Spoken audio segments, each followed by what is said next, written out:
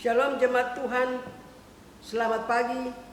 Dengan penuh sukacita kita akan mulai ibadah kita pada pagi ini. Mari kita siapkan hati kita saudara kasih dalam Tuhan, dan kita akan mulai. Kita berdoa. Bapa, terima kasih kami mengucap syukur oleh anugerah-Mu kami ada di rumah jemaat-Mu masing-masing Tuhan.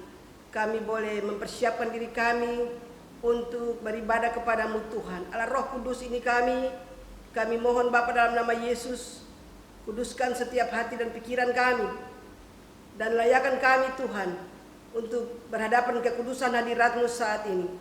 Roh Kudus bawa kami untuk fokus hanya kepada Bapa di sorga, di dalam nama Tuhan Yesus Kristus. Sebab hanya Engkau Kristus pusat perhatian kami saat ini. Kami hanya mau fokus kepadamu Bapa dalam nama Yesus. Karena itu Roh Kudus tolong kami, ini kami Bapa. Kami siapkan hati kami untuk beribadah kepadamu. Kami buka ibadah ini dari permulaan, pertengahan sampai pada akhirnya. Jadi di dalam nama Bapa dan Putra dan Roh Kudus, di dalam nama Tuhan Yesus Kristus. Haleluya.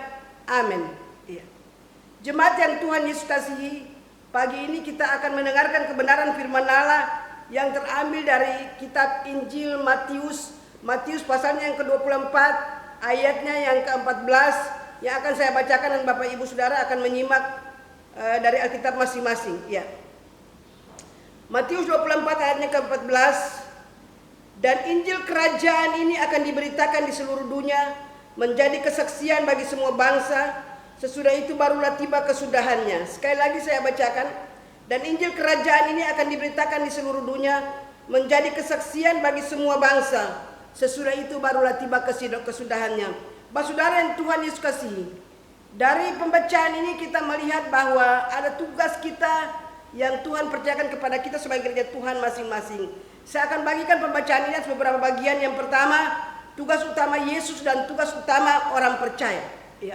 Salah satu tugas utama Yesus selama masih berada di bumi ini adalah memberitakan Injil kerajaan Allah atau Injil kerajaan.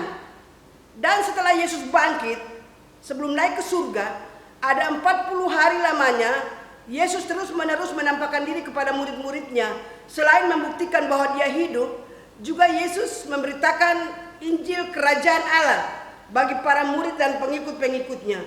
Dan juga sudah kasih dalam Tuhan di tahta Bapa di sorga. Yesus setelah naik ke sorga duduk di sebelah kanan Allah Bapa. Yesus terus berdoa karena dia adalah imam besar agung bagi kita.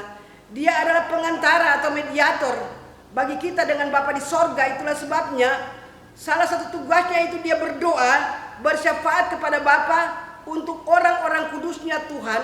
Selain itu juga saudara kasih dalam Tuhan, Yesus bersyafaat untuk orang-orang yang belum percaya, namun sudah merupakan target Tuhan, sudah merupakan pilihan Tuhan untuk orang itu, dan orang itu akan menjadi percaya oleh pemberitaan orang-orang percaya atau gereja Tuhan yang ada di muka bumi ini. Kalau kita lihat dalam Yohanes pasal 17 ayatnya ke-11 sampai ayatnya ke-20, Yesus mengatakan bahwa Yesus berdoa bukan hanya untuk orang percaya saat ini, tetapi juga untuk orang-orang yang belum percaya, yang nantinya mereka akan percaya kepada Kristus oleh pemberitaan orang-orang percaya gereja Tuhan kita saat ini.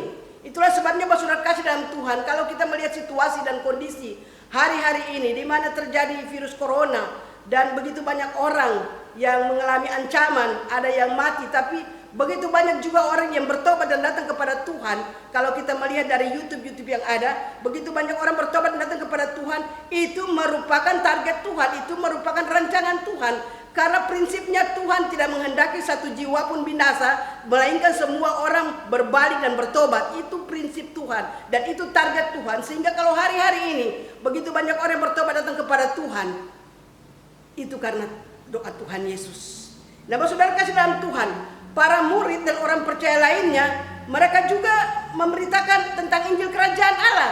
Kalau kita lihat dalam kitab Injil Matius, Markus, Lukas, dan Yohanes, dalam Lukas 8 ayat 1 sampai ayat yang ketiga, di situ dijelaskan bahwa Yesus memberitakan Injil kerajaan Allah. Yesus ke kota-kota dan ke desa-desa bersama-sama dengan pengikut-pengikutnya memberitakan Injil kerajaan Allah dan menyembuhkan berbagai penyakit dan kelemahan. Itu artinya Injil kerajaan Allah begitu penting dalam kehidupan orang percaya.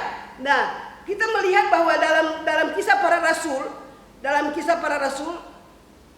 Filipus juga memberitakan tentang Injil kerajaan Allah dalam kisah Rasul 8 ayatnya yang ke-12. di situ dikatakan bahwa Filipus memberitakan Injil Kerajaan Allah di Samaria. Dan dalam Kisah Rasul pasal 19, di situ dijelaskan mengenai Paulus memberitakan Injil Kerajaan Allah di Efesus. Selama 3 bulan, Paulus mengajar di ruang kuliah Tiranus. Dan selama 3 bulan itu, orang-orang percaya jemaat Tuhan di sana mulai memberitakan Injil Kerajaan Allah. Sehingga dalam waktu 2 tahun, seluruh Asia bisa menerima Injil. Seluruh Asia bisa menerima firman Allah. Seluruh Asia bisa mengenal firman Allah. Dan seluruh Asia bisa mendengar, melihat, mengalami akan kekuatan Injil Kerajaan Allah itu sendiri. Nah, karena itu sudah kasih dalam Tuhan, sangat penting bagi kita untuk melihat mengapa kita perlu belajar tentang Injil Kerajaan Allah. Nah, poin yang kedua, saudara. Poin yang pertama tadi, tugas utama Yesus dan tugas utama orang percaya. Nah, saya sudah jelaskan bahwa tugas utama Yesus selama ada di bumi ini, selama dia bangkit dari antara orang mati, bahkan sampai dia naik ke sorga, tugasnya adalah tentang Injil Kerajaan Allah. Dan juga para murid, selain murid-murid dan pengikut-pengikut Tuhan, perempuan-perempuan yang mengikut Tuhan, memberitakan tentang Injil Kerajaan Allah, juga Filipus di Samaria, dan juga Paulus di Efesus, dan lain-lain sebagainya. Nah, mengapa sampai Injil Kerajaan Allah begitu penting? Nah, Kerajaan Allah sudah saya jelaskan beberapa waktu yang lalu, saudara kasih dalam Tuhan. Dalam pemberitaan firman beberapa waktu yang lalu sudah saya jelaskan mengenai Kerajaan Allah. Nah, Kerajaan Allah adalah sebuah wilayah atau teritorial ilahi, ya, sebuah wilayah atau teritorial ilahi, tempat di mana Tuhan berkuasa dan memerintah. Dan tempat itu termasuk sorga dan bumi, ya.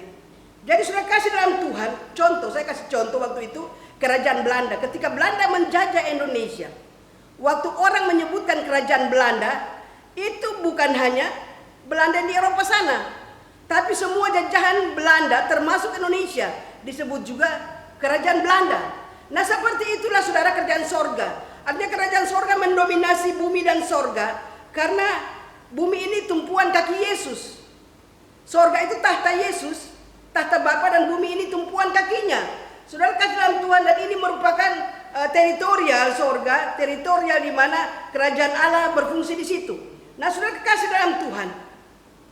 Jadi teritorial sorga itu, teritorial ilahi itu termasuk sorga dan bumi. Nah, pada waktu Adam dan Hawa terusir dari Taman Eden, mereka jatuh dalam dosa dan mereka terusir dalam Taman Eden, otomatis kepercayaan Tuhan terhadap mereka hilang. Karena Tuhan mempercayakan Adam dan Hawa untuk berkuasa di bumi, yang adalah kerajaannya juga. Dan Tuhan berkuasa di sorga. Tetapi karena mereka jatuh dalam dosa dan mereka terusir dari Taman Eden, yang pada akhirnya saudara kasih dalam Tuhan, Iblis mengambil alih kekuasaan atas bumi. Iblis mengambil kekuasaan atas bumi, dan dalam pertama Yohanes 5 ayatnya ke-19 dikatakan bahwa, mari kita baca ayat itu. Pertama Yohanes 5. Pertama Yohanes 5 ayat yang ke-19. Ya. Demikian firman Tuhan.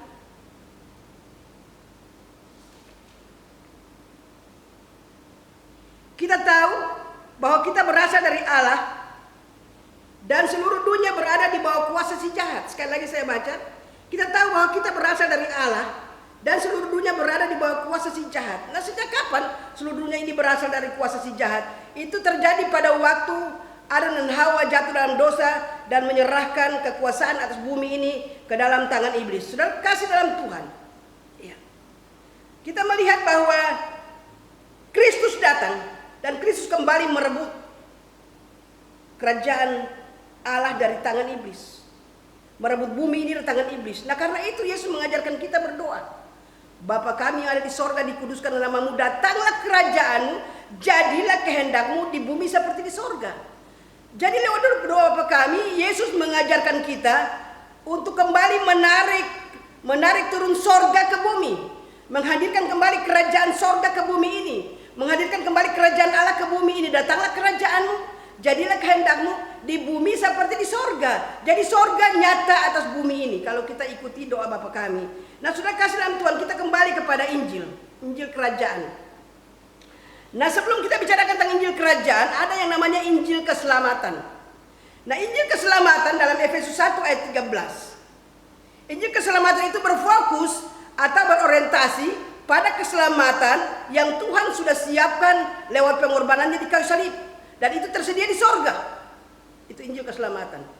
Sekali lagi, Injil keselamatan berfokus atau berorientasi pada keselamatan yang sudah Yesus kerjakan lewat pengorbanannya di kayu salib, dan itu tersedia bagi orang percaya di sorga. Artinya begini, ketika orang percaya, ketika seseorang datang dan bertobat, datang kepada Kristus, bertobat dan menerima Yesus sebagai Tuhan dan Juru Selamat secara pribadi, otomatis dia diselamatkan.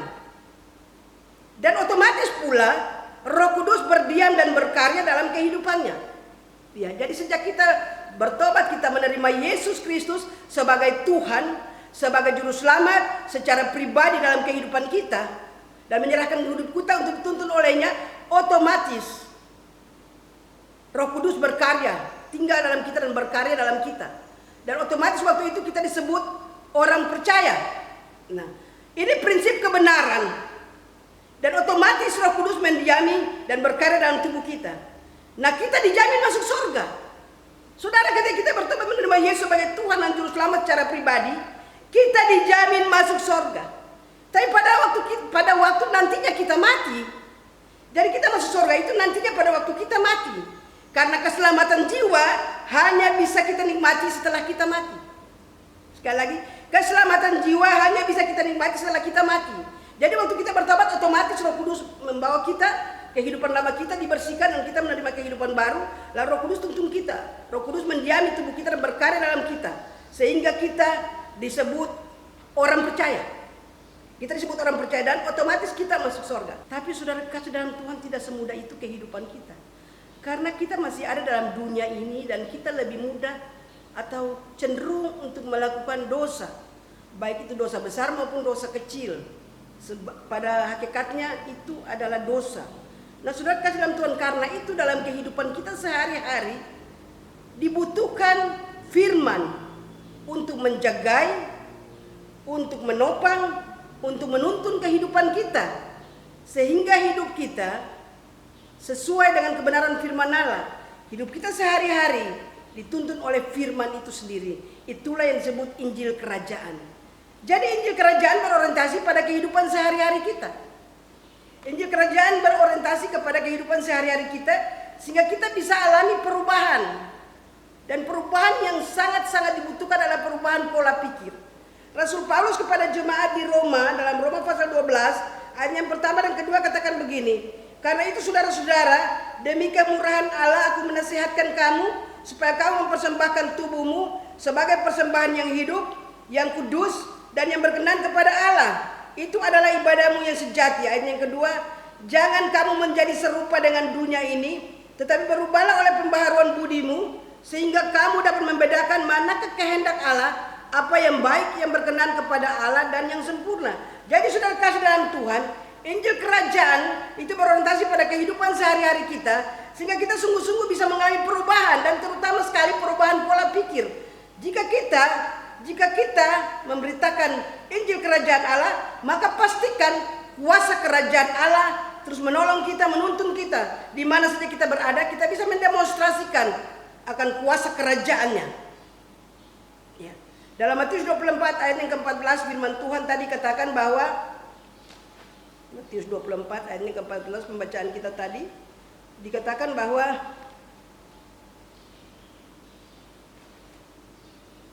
ya, dan Injil Kerajaan akan diberitakan di seluruh dunia menjadi kesaksian bagi semua bangsa, sesudah itu barulah tiba kesudahannya. Jadi saudara, Injil Kerajaan itu harus diberitakan di seluruh dunia, menjadi kesaksian bagi seluruh bangsa. Sekali lagi saya tekankan, Injil Kerajaan itu harus diberitakan di seluruh dunia, sesudah itu barulah tiba kesudahannya.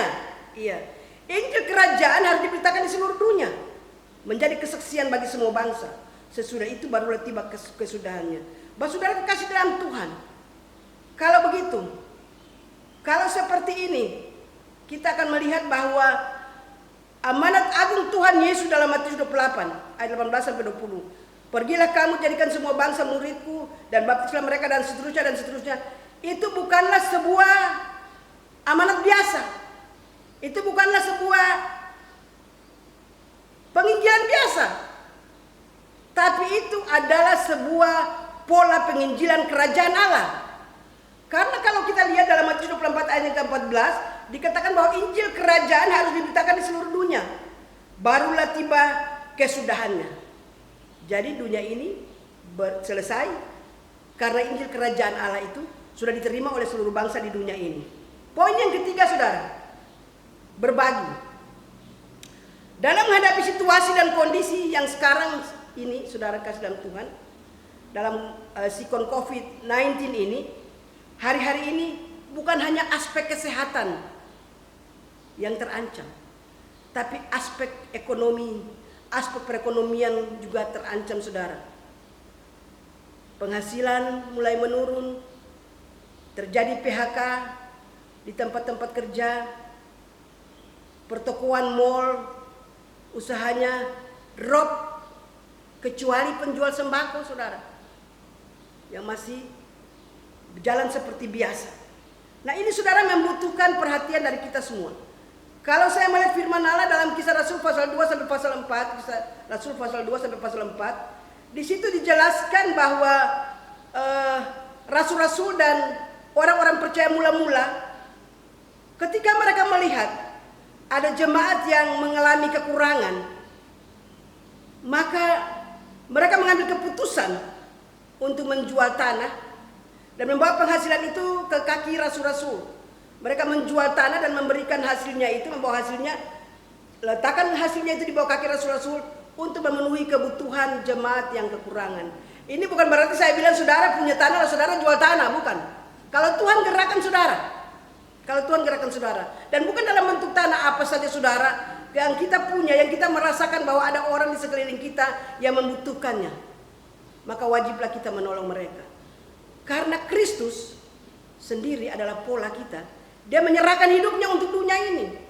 Dia tidak memikirkan apapun, dia menyerahkan hidupnya, menyerahkan tubuhnya, menyerahkan seluruh kehidupannya untuk keselamatan dunia ini, dan dia tidak pikirkan itu. Nah, karena itu sudah kasih dalam Tuhan, ketika Tuhan memberkati kita, itu tandanya juga kita memberkati orang lain. Kita diberkati untuk memberkati. Ini prinsip berbagi, saudara, dan ini prinsip Injil kerajaan. Salah satu praktek Injil kerajaan Allah seperti ini. Jadi ketika kita menerima firman, kita lakukan. Kita menerima firman, kita lakukan. Kita menerima firman, kita lakukan. Iya.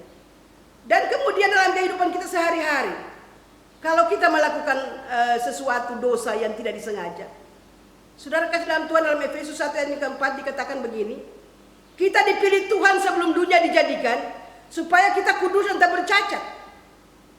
Ya, kita dipilih Tuhan sebelum dunia dijadikan supaya kita kudus dan tak bercacat. Jadi ketika kita menerima Injil keselamatan tadi, lalu kita diselamatkan, lalu kita menjalani kehidupan sehari-hari berdasarkan Injil kerajaan Allah. Nah, ketika kita jatuh, ada Roh Kudus yang mengingatkan kita, hei, kamu melakukan dosa, kamu melakukan ini sebuah kesalahan, selesaikan cepat. Nah, ketika Roh Kudus mengatakan itu, menaruh itu dalam hati kita, maka secepatnya kita menyelesaikan sehingga kondisi kita kembali seperti apa yang Tuhan mau, kudus dan tak bercacat. Nah, pentingnya Roh Kudus dalam kehidupan kita, saudara. Dan hari-hari ini jemaat Tuhan sementara mempersiapkan diri untuk menyambut hari keturunan Roh Kudus pada minggu yang akan datang. Saya percaya bahwa jemaat Tuhan di rumah masing-masing mempersiapkan diri, ada yang berdoa, ada yang berpuasa untuk menyambut hari Pentakosta, dan bagaimana di hari itu kita menerima pencurahan dari Tuhan yang membuat kita semakin gila-gilaan, habis-habisan dengan Tuhan dan kerajaannya. Bah, saudara kekasih dalam Tuhan, jadi kita lihat di sini dalam sikon COVID seperti ini, Tuhan mau kita berbagi. Tuhan mau kita berbagi. Itu prinsip kehidupan Injil kerajaan. Jadi kita yang punya kelebihan, kita berbagi dengan orang yang punya kekurangan. Iya. Saya kira ini saudara-saudara paham dalam situasi dan kondisi seperti ini, bukan harus uang, tapi entah makanan, entah apa saja. Ya juga doa. Doa kita untuk mereka. Karena prinsip kerajaan Allah tidak mementingkan diri sendiri, tapi prinsip kerajaan Allah adalah mementingkan orang lain juga. Mementingkan orang lain lebih dari diri kita. Itulah sebabnya kita perlu mendoakan mereka. Kalau ada kelebihan, kita perlu berbagi dengan mereka. Itu yang Tuhan mau. Saudara kasih dalam Tuhan, poin yang keempat, gereja Tuhan harus menghadirkan kerajaan Allah di bumi ini. Berbicara tentang gereja Tuhan berarti semua jemaat, termasuk saya yang berbicara. Kita semua adalah gereja Tuhan. Ya, tugas gereja Tuhan adalah mempromosikan kerajaan Allah. Kalau dari Matius 24 ayat 14 tadi, bahwa Injil kerajaan harus disampaikan di seluruh dunia, sesudah itu baru tiba kesudahannya. Maka sebagai orang percaya, sebagai gereja Tuhan, tugas kita adalah mempromosikan kerajaan Allah di bumi ini kepada orang-orang yang belum mengerti tentang kerajaan Allah. Nah, karena itu dalam doa Bapa kami, sekali lagi saya jelaskan, Yesus mengajarkan kepada kita untuk berdoa, datanglah kerajaanmu, jadilah kehendakmu di bumi seperti di sorga. Artinya seberapa kali kita berdoa Bapa kami, sedemikian banyaknya kita mengundang kerajaan Allah turun di bumi ini.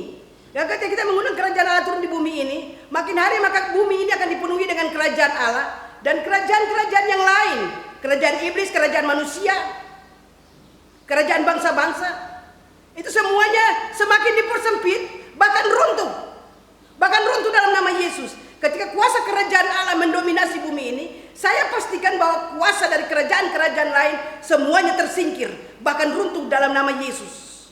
Nah, itulah sebabnya saudara, Tuhan menempatkan kita gereja Tuhan, orang percaya di bumi ini punya tugas. Selain untuk menghadirkan kerajaan Allah di bumi ini, lewat doa kita, lewat perkataan kita, juga lewat tindakan kita. Jadi sudah kasih dalam Tuhan, Tuhan sudah menaruh firman di mulut kita.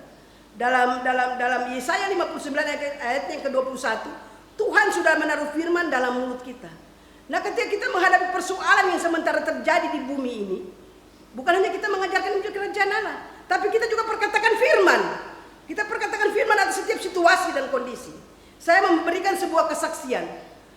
Beberapa hari yang lalu, sebulan yang lalu saya mau berpuasa. Saya berpuasa. Tapi saya baru berpuasa 2 hari, saya sakit. Lalu saya istirahat 2 hari karena saya sakit itu. Lalu waktu saya mau lanjutkan puasa, saya bilang begini, Tuhan, saya mau berpuasa tapi saya tidak mau saya yang mau. Saya mau Tuhan yang suruh. Karena kalau Tuhan yang suruh, pastikan saya tidak sakit. Dan saya minta Tuhan nyatakan lewat kebenaran firman-Mu, atau Roh Kudus-Mu berbicara secara pribadi dalam hidupku. Lalu ketika saya berdoa, Roh Kudus taruh Injil Matius 4. Lalu saya buka dan baca. Ternyata di situ Yesus berpuasa selama 40 hari dan dia tidak lapar. Saya bilang begini, Tuhan, saya tidak bisa puasa selama 40 hari. Memang puasa 40 hari, tapi setiap sore saya berbuka, Tuhan. Lalu saya mulai berpuasa hari pertama, aman. Hari kedua aman, padahal bangun pagi ketika berpuasa sakit kepala, tapi aman. Lalu hari ketiga, saudara, baru jam 4 saya sudah lihat-lihat jam. Sepertinya mau makan, mau berbuka. Lalu Tuhan kasih firman, Tuhan ingatkan, manusia hidup bukan dari roti saja, tapi dari setiap firman yang keluar dari mulut Allah. Artinya ketika saya lapar, saya harus bilang untuk Tuhan, Tuhan tolong saya, terima kasih untuk kekuatan yang Kau berikan bagiku, mampu bertahan sesuai dengan komitmen sampai jam 6. Dan tidak harus makan pada jam 4. Lalu masuk dalam doa, penyembahan, sehingga rasa lapar itu hilang. Dan sampai jam 6 baru berbuka. Jadi saudaraku yang kekasih dalam Tuhan, kesaksian saya tadi mengenai puasa, artinya kita menyerahkan hidup kita sepenuhnya dalam tangan Tuhan. Kehidupan kita sehari-hari dituntun oleh Tuhan dan firman-Nya. Sehingga kita melakukan apapun harusnya ada dalam kehendak Tuhan. Nah, ini contoh. Jadi ini contoh hidup dalam kerajaan. Nah, tugas kita menghadirkan kerajaan Allah di bumi ini, saudara kekasih dalam Tuhan. Artinya apapun yang kita lakukan harus sesuai dengan kebenaran firman Allah. Harus sesuai dengan Injil kerajaan itu sendiri. Jadi saudara kekasih dalam Tuhan, jadi kembali kepada Matius 28 yang merupakan tugas daripada setiap orang percaya untuk memberitakan Injil di seluruh dunia. Ini sebenarnya memberitakan Injil kerajaan, sehingga kerajaan Allah memenuhi bumi ini. Dan ketika kita menuntun seorang percaya, mestinya saudara kasih dalam Tuhan, kita sudah menjadi orang yang terbebas dari dosa. Kita menjadi orang-orang yang memiliki kerajaan Allah, dipenuhi oleh kerajaan Allah. Sehingga ketika kita melayani seseorang yang belum bertobat, tugas kita bukan hanya melayani dia sampai di batas pertobatan saja, tapi tugas kita adalah menuntun dia sampai dia mengalami perubahan, sampai kehidupan sehari-harinya dituntun sesuai dengan Injil kerajaan, dan kehidupannya benar-benar menunjukkan bahwa dia mengalami perubahan. Itulah sebabnya ada begitu banyak orang yang bertobat tapi kembali jatuh dalam dosa, karena dalam dia hanya ada Injil keselamatan. Dia tidak mau diajar lagi dengan Injil kebenaran, tidak mau belajar dari kebenaran Tuhan. Sehingga kehidupan sehari-harinya tidak dituntun oleh Roh Kudus lagi. Roh Kudus yang awalnya berdiam dalam tubuh dia dan berkarya dalam tubuh dia, tapi karena dia membiarkan Roh Kudus, memadamkan Roh Kudus dan sebagainya, sehingga Roh Kudus tidak berkarya, apalagi ketika hidupnya tidak haus dan lapar akan firman Allah.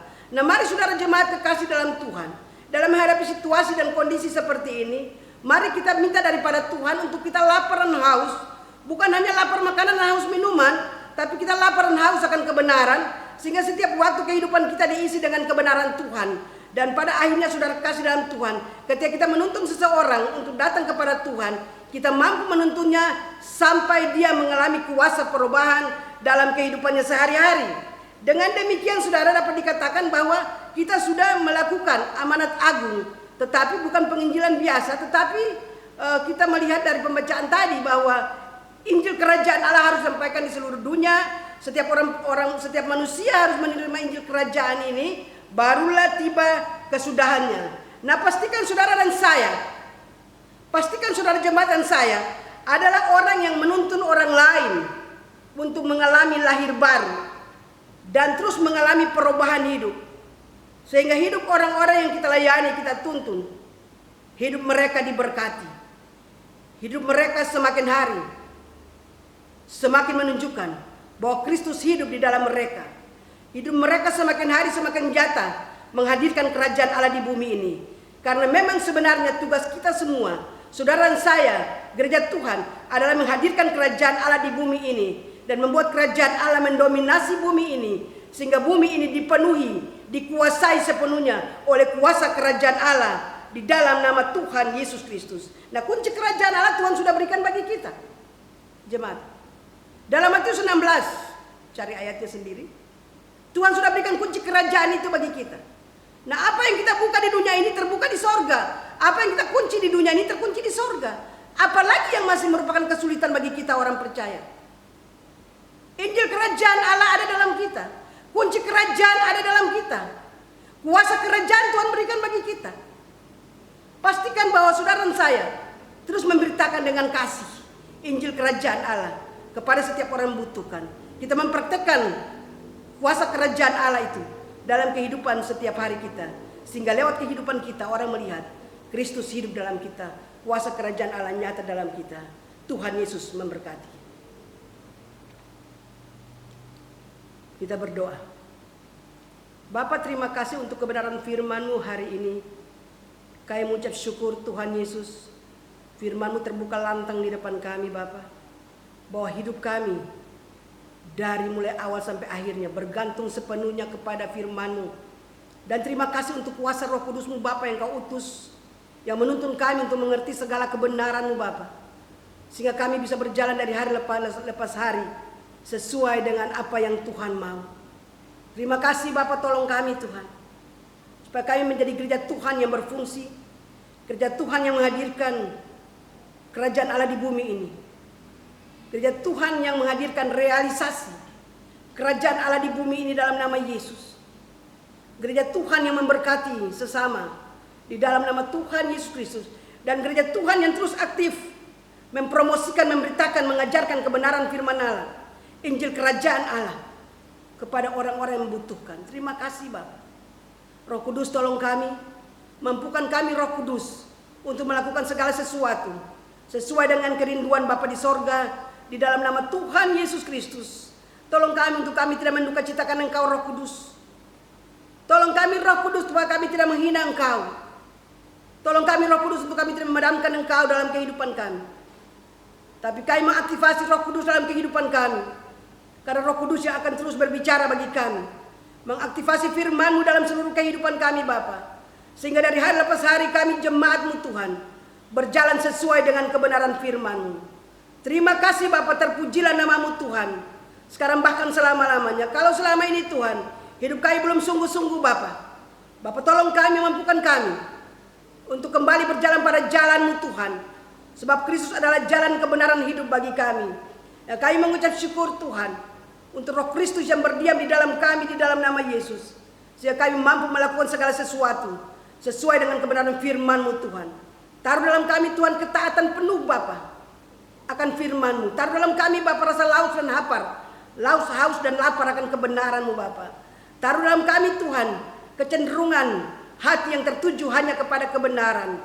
Taruh dalam hati kami Bapa sikap hati yang Tuhan tunduk, sikap hati yang lembut, sikap hati yang mau diajar, sikap hati yang rela dikritik dalam nama Yesus Tuhan.